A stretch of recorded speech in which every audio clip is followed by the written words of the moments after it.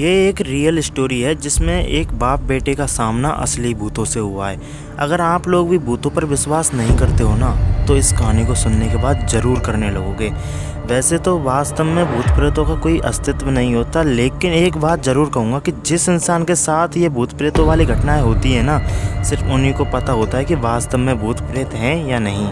तो जो कहानी आज सुनाने वाला हूँ ना, ये एक बाप बेटे की है। तो कहानी को बड़े ही ध्यान से सुनना, क्योंकि ये कहानी बहुत ही डरावनी है। सुंदरगढ़ नाव के एक शहर में एक बहुत पुराना घर था। उस घर के सभी लोग उस पुराने घर को भूतिया या चुड़ैलों का वास के नाम से पुकारते थे, क्योंकि वहाँ पे भूत प्रेतों का वास था। क्योंकि जो भी इंसान वहाँ रहने के लिए जाता था, उनकी किसी न किसी कारण से मौत हो जाती थी। अब उस घर को खरीदने के लिए कोई तैयार नहीं था, लेकिन एक दिन सुरेश नाम के एक आदमी ने उस घर को बहुत ही सस्ते दामों में खरीद लिया और वह अपने बेटे सोनू के साथ वहाँ रहने के लिए अपना पूरा सामान लेकर आ गया।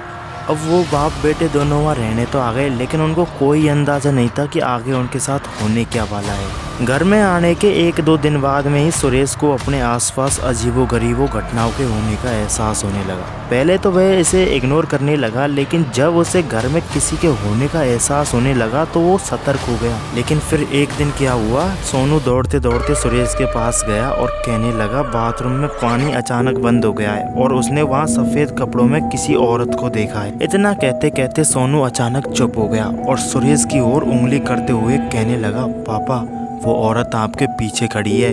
और सोनू पूरा डर के मारे कांपने लगा।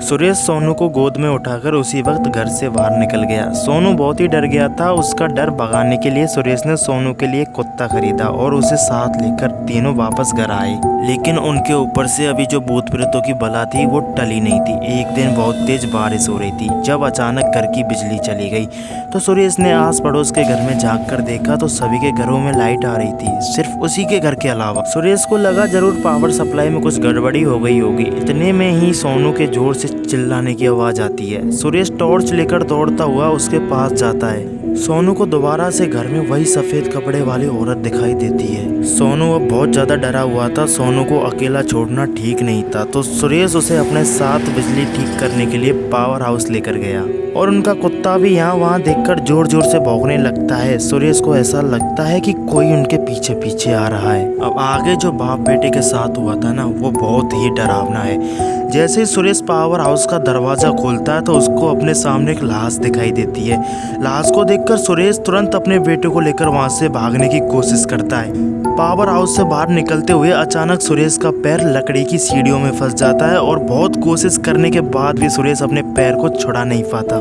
सोनू अपने पापा को बाहर खींचने की बहुत कोशिश करता है, लेकिन बहुत कोशिश करने के बाद भी सोनू अपने पापा को बाहर नहीं निकाल पाता और सोनू बहुत जोर जोर से रोने लगता है। जब सोनू को कोई रास्ता नहीं दिखता तो सोनू डर के मारे अपने कुत्ते को लेकर घर के अंदर चला जाता है और सोनू के घर के अंदर जाते ही दरवाजा अपने आप बंद हो जाता है। सुरेश जोर जोर से पुकारने लगता है। 10-15 मिनट तक बहुत कोशिश करने के बाद अपने पैर को छुड़ा तो लेता है। सुरेश दौड़ता हुआ घर के अंदर जाता है और सोनू को ढूंढने लगता है, लेकिन सुरेश को ना तो सोनू दिखाई दे रहा था और ना ही उसका कुत्ता दिखाई दे रहा था। सुरेश के बहुत ढूंढने के बाद भी जब दोनों में से कोई नहीं मिला तो सुरेश निराश होकर दोबारा से मिलने की आस में उसी घर में रुक जाता है। सुरेश उस घर में वापस चला गया था जिसमें उसको पता है कि बुरी आत्मा का वास है, लेकिन क्या कर सकता है, अपने बेटे के लिए उसी घर में उसको दोबारा रुकना पड़ा कि कहीं क्या पता उसका बेटा मिल जाए।